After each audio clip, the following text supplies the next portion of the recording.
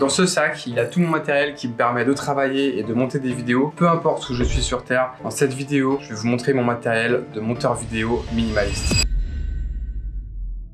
Il faut savoir que le montage vidéo nécessite d'avoir un PC assez performant, un PC style gaming. Donc je vais vous donner la liste des caractéristiques qu'il faut avoir au minimum pour un ordinateur et réaliser du montage partout. En termes de disque dur, il faut avoir au moins 500 Go, dans l'idéal 1 Tera, et sur un disque SSD, donc un disque dur qui a une vitesse de lecture et d'écriture assez rapide. Pour l'aspect pratique, il faut plusieurs ports USB.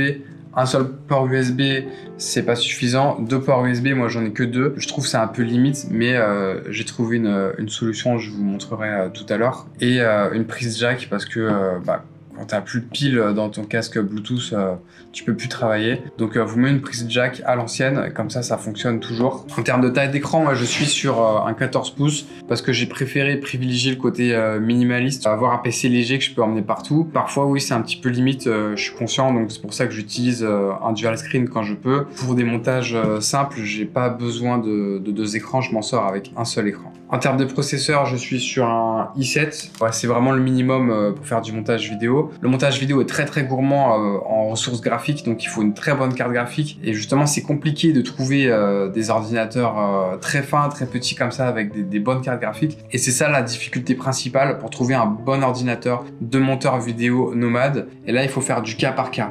Regardez pour chaque modèle qui vous intéresse quelle est sa carte graphique et faire une petite recherche pour savoir si elle est compatible, par exemple, avec les derniers jeux vidéo, puisque les jeux vidéo sont aussi très gourmands en ressources graphiques au même titre que le montage vidéo.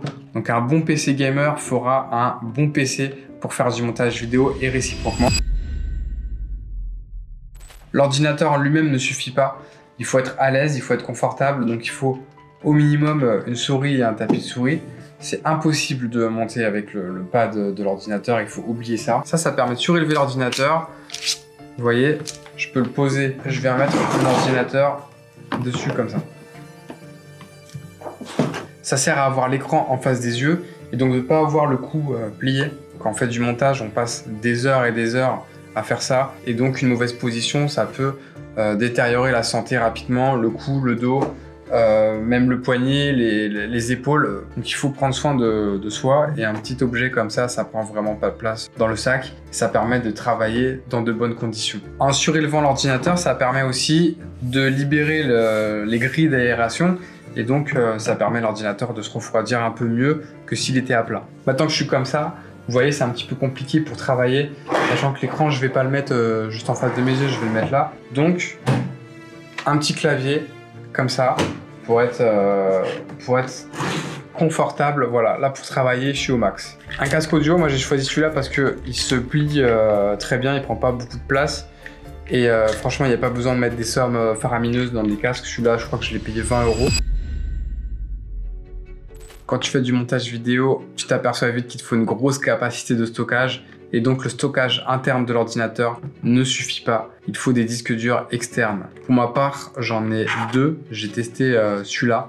C'est un SanDisk. Il fait 1 Tera, mais aujourd'hui ils font le même format jusqu'à 4 Tera. Alors c'est un disque dur assez petit et c'est un disque dur SSD. Il faut prendre que du SSD et rien d'autre, ça coûte plus cher, mais sinon ça sert à rien, c'est inutilisable. C'est beaucoup trop long pour copier, déplacer et même monter des vidéos. Donc il faut que du SSD. Le deuxième modèle que j'ai c'est celui-là, Samsung T7 Shield. Et celui-là il fait 2 Tera. Donc je travaille avec 3 Tera plus 1 Tera dans mon ordinateur. Et parfois ça me suffit pas, je dois faire du vide. Et je pense que bientôt je vais devoir racheter un disque dur avec une plus grosse capacité.